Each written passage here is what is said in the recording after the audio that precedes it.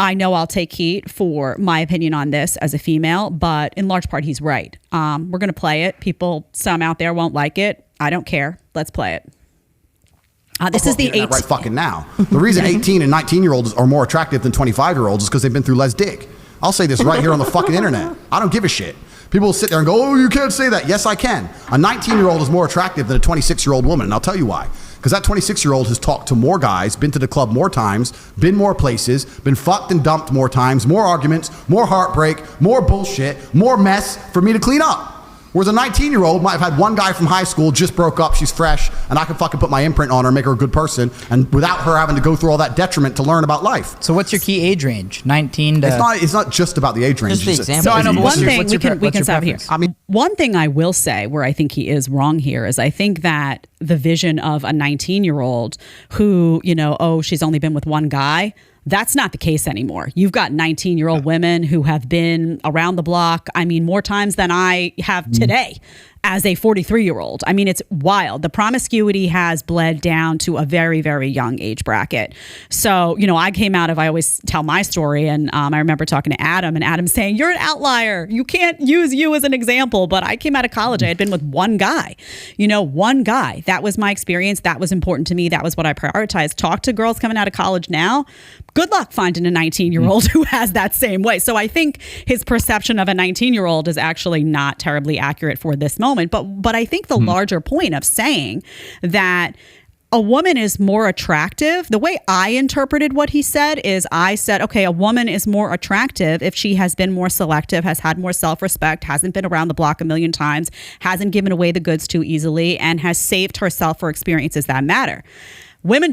Promiscuous women, modern feminists may not like that point, but that is a reality. And I think that for men, that is something. I know my husband has had that conversation with me many times, that he very much appreciates the way I chose to live my life. That was very valuable to him. So this is another example where immediately, and you know who gets offended, Rollo? I'll tell you, women who've slept with everybody on earth hear this and they're like, what is he saying about me? Take a moment and self-reflect. Yeah, he's talking to you and he's probably right. Yes. Well, he's right. And okay, so what he's really kind of dancing around is what I've called the alpha widow dynamic. Okay. What that means is that women imprint upon the guy who is the most alpha dude that is in their the guys who they've had sex with in their notch count. Okay. So a girl, technically speaking, and I understand, I completely agree with you because I've been on Fresh and Fit where I've been sitting next to 19-year-olds who have a 15 to 20 body count already at 19. And they are upfront and open with it all. So that's what they're saying. So I agree with you. However, I will say this is that we've had these episodes before. I've done them on my show. I've done them on Fresh and Fit where we talk about the importance of women's promiscuity. Like why is promiscuity still important to guys today, even in this environment, even in today's society?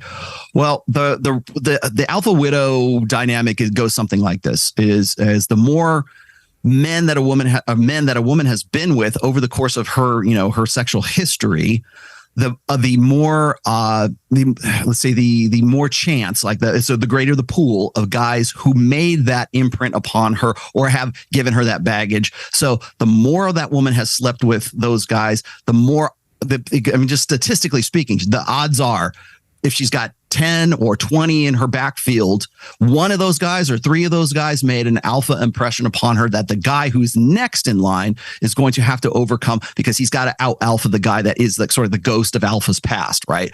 And so that's the idea. So I always say this: it's not so much a numbers game as it is like an alpha impact game. So if you've got a woman who's got like 3 prior lovers, okay, and you got a girl who's got 10 prior lovers, but the girl with 3 had 1 or 2 of those guys who were just like the most alpha guy that just left her. She can't get over it. She pines for that guy. He's the one that got away, and you're the next one in line, and you've got to find some way to outclass the memory, the fantasy of that guy. Or would you rather be with the girl who has 10 and none of those guys really made all that big a deal or were all that big an impact, or maybe they were betas or maybe they were one night stands or whatever, and you're the guy who can very easily come in there and form a relationship with that woman because she doesn't have any real alphas in her backfield. So it's really an alpha impact game, and it's rather than a numbers game. However, odds are that if she's got 10, most likely one of those 10 is probably going to be the guy who's like, she just can't get over. That's what he's trying to describe here. But everybody, once they hear this, they say, oh, what's your age range? They want to turn him into like a pedophile. They want to turn him into a young, you're that's why we have this concept, by the way, of with half plus 7. Like you're not age appropriate. You're not with a woman who you should be with. You should be like a guy who's 30 should not be with an 18-year-old. A guy who's 40 should not be with a 28-year-old. Whatever the age range happens to be.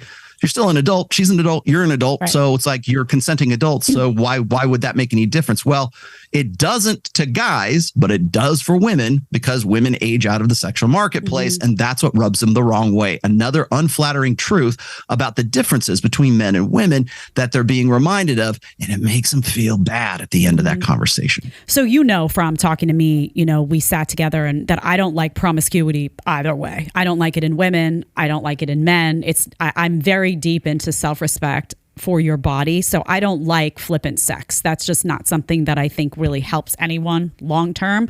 That's how I feel about it. But I'm curious your perspective. Do you feel, though, that you were talking about, different men who can make an imprint on a woman, for example, throughout the years? Do you feel that it could be the reverse as well? Like, could there be a guy then who dated or went out with, 10 women, 12 women and got hurt several times along the way, and now he's got all the baggage, and that becomes problematic for the woman in his life, as opposed to a guy who had been around the block less times, has less baggage? Does it work both ways in your mind? I would say no, and I'll explain to you why. Because men do not place they don't place the degree of importance upon sex as women do.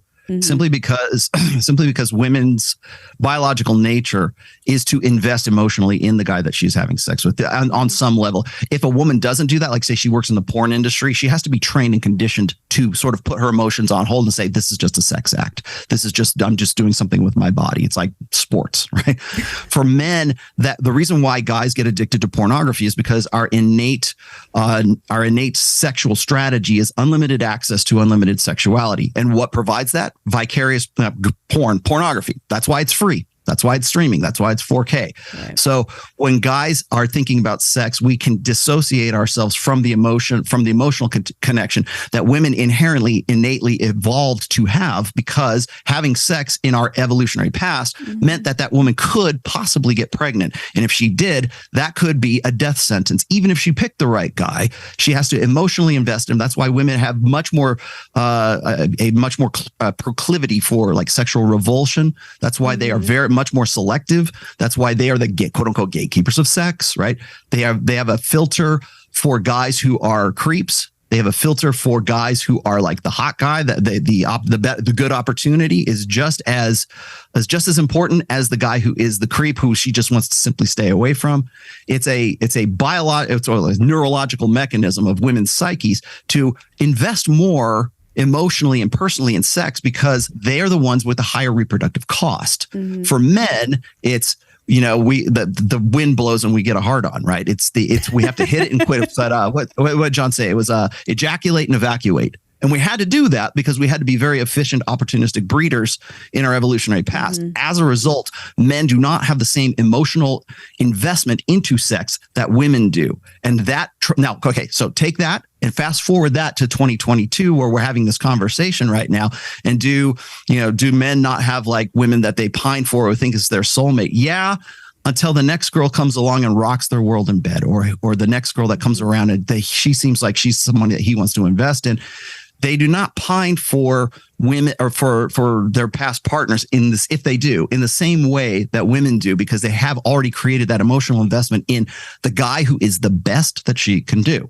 So if it's like, oh, he's the best that I can, he's the one that got away. Even Katy Perry has like some song called The One That Got Away. Yes. Or if you look at like the end of Titanic, where Rose has the heart of, the diamond and everything. She's had this wonderful life from some, beta provider, but she still can't get over Jack, who's in the bottom of the ocean in an icy grave. And at the end of the movie, it's like she's reunited in death with that guy, not the guy who provided her this luxurious lifestyle and grandchildren and everything else. It's the dude that's at the bottom of the ocean. That's to the point where we're creating mythology and stories about that dynamic. So that's the difference between men and women when it comes to emotional investment in sex or otherwise. If you like the short clip, you can catch another one here, or you can catch the full episode right here.